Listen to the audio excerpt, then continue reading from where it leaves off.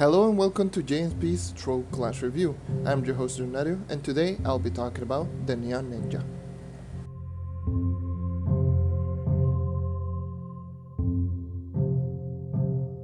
The Neon Ninja is a physical based character that uses a melee as a weapon of choice, so its focus is close range combat. It has a bonus 3 to its base movement speed, and when you level up you get bonus to energy regen, attack speed, and you get 3 more movement speed at level 20, and at level 30 you get a bonus 25% to your critical damage. So this class has more speed overall than the majority of the classes in this game. Also, this class has a good dodge, so this character has a good speed momentum.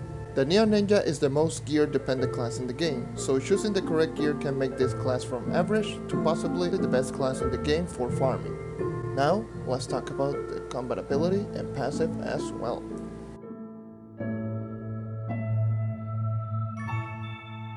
Starting with the basic attack on the Neon Ninja. It has a base multiplier of 1 times damage, which is low amongst all characters, and it is affected by attack speed. Meaning, using attack speed gear is good on the class, and I'll tell you why later on. It has a range of 4 blocks, which is average amongst the melee characters, and it attacks twice per second with no gear. The Neon Ninja does a 4-hit combo with unique hitboxes, but for the most part it's really great since it does attack in a horizontal and a vertical pattern, so it does have good crowd control. When you hit an enemy with this basic attack, it will activate their passive ability, which I'll get into that later. Overall, this basic attack I would say is average. It has good range and attack pattern, but it has really low damage. Now let's talk about the first ability, which I'll talk about before explaining the passive. The first ability is called Shadow Flip, and the description reads: flick backwards and enter stealth mode, granting invisibility and movement speed until it expires or you attack. Creates a clone at the starting location with intercept projectiles and aggroes enemies. This ability may sound simple, but it is not.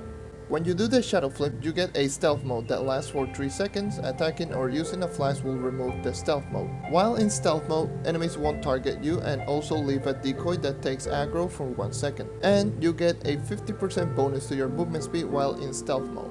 Also, doing a Shadow Flip will grant you boost to your current momentum similar to a regular dodge. And while in stealth mode, you can use the passive ability.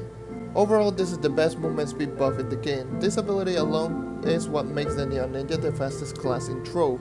It's spammable, meaning it has no cooldown and it has pretty low energy cost.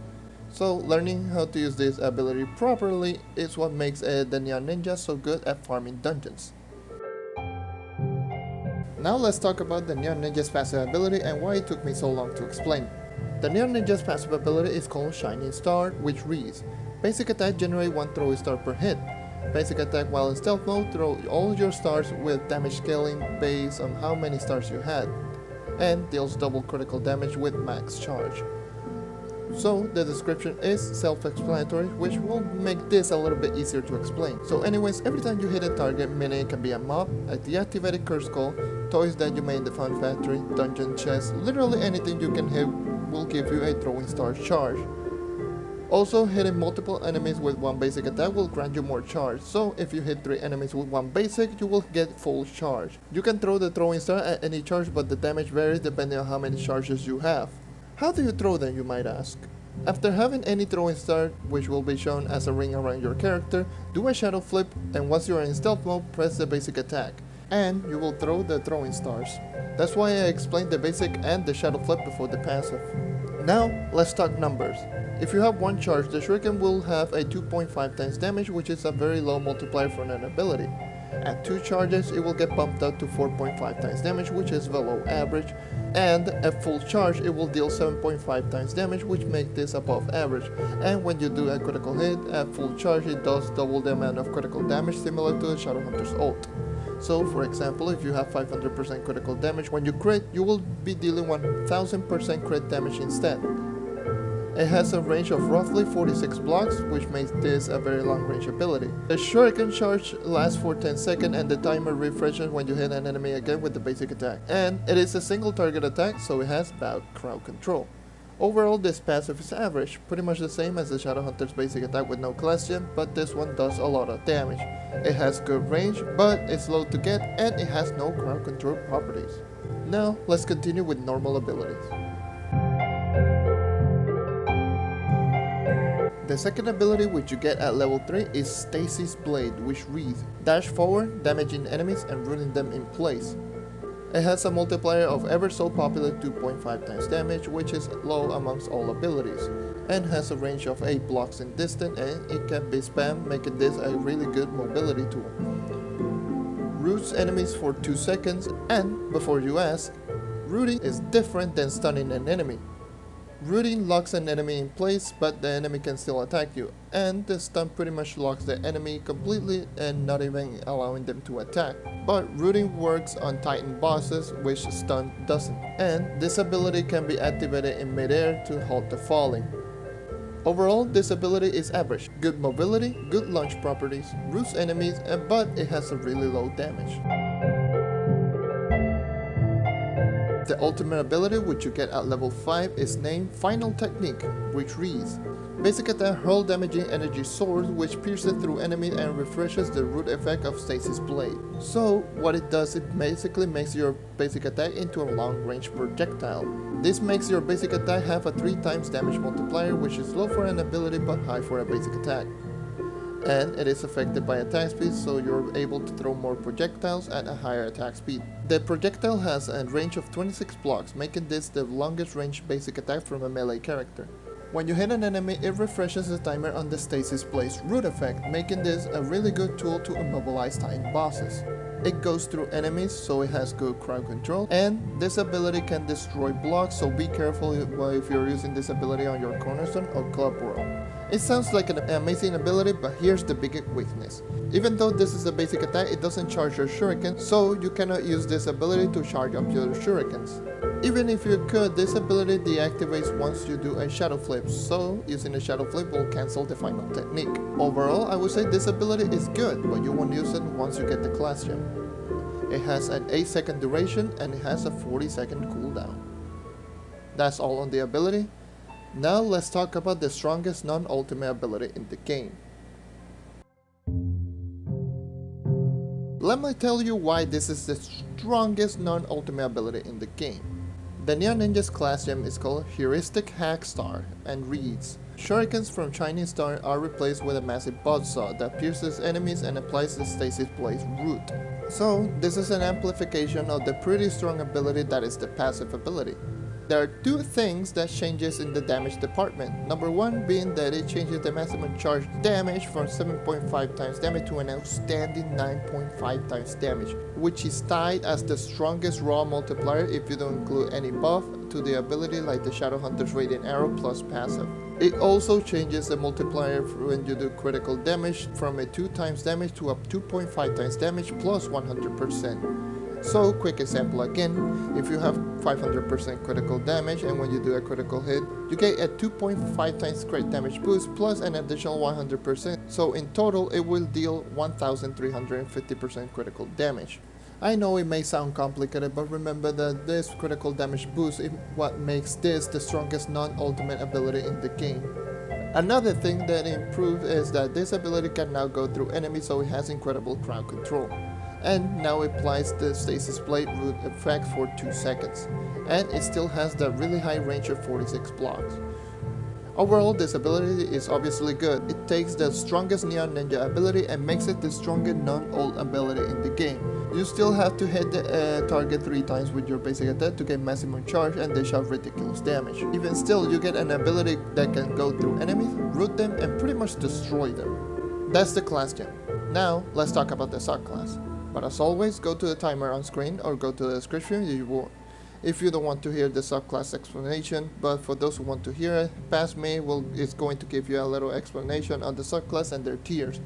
Enjoy, and I'll see you in a bit. Before I talk about the subclass, I'll tell you how the subclass works. First, there's 1 character level and 1 power rank. Levels 1 through 9 gives you the starting tier. At level 10 you get the second tier, then it's on a 5 level interval to keep increasing the subclass tier, capping at tier 6 at level 30.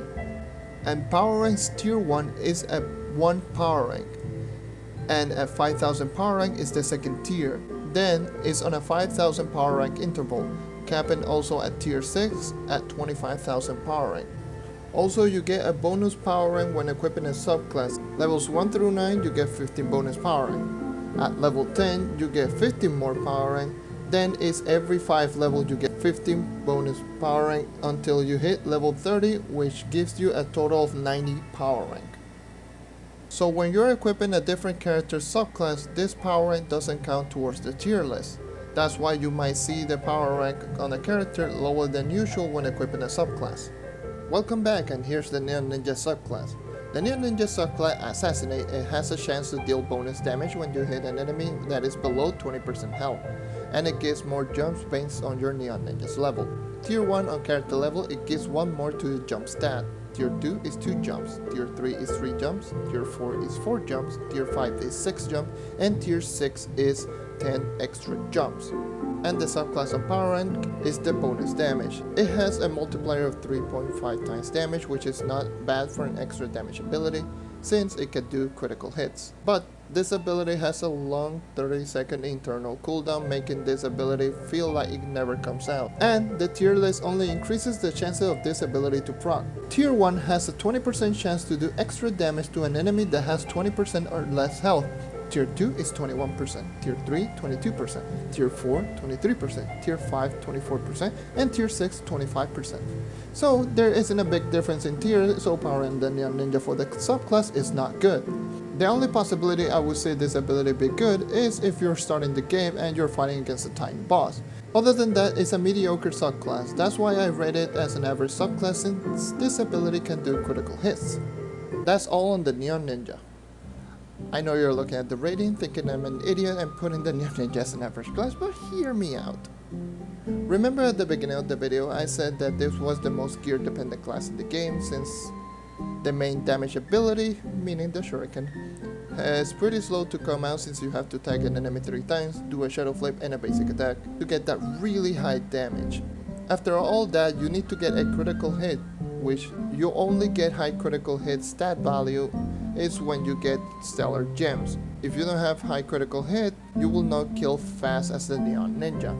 That, and the other reason is that this class is not the easiest to use effectively, since you have to maintain good momentum to be effective while doing dungeons. Other than those 2 big problems, this is one of the most fun class in Trove. It has a very active playstyle, and it can get ridiculous amount of movement speed due to the shadow flips 50% movement speed buff. This is the fastest class in Trove, and probably the best endgame character for dungeons, since endgame players should have high critical hits. My gear recommendation is to get attack speed or movement speed second stat, since you will be using the Neon Ninja mainly for speed farming dungeons. So getting the highest possible speed in both attack and movement is very important to complete dungeons. As of the ring, I will recommend either critical hit, since again critical hit is very important on the Neon Ninja, or get energy regeneration, so you can spam more shadow flip for the movement speed buff. Anyways, thank you for watching, and let me know what you think of the class in the comments below, and tell me which class you want in the next episode. People are telling me to do the Revenant for the next episode, so if you want to see the Revenant, leave it in the comments below, or if you want to see another class, just as well, leave it in the comments below. Once again, thank you for watching, and I hope to see you next time. Take care and keep on hunting. See ya!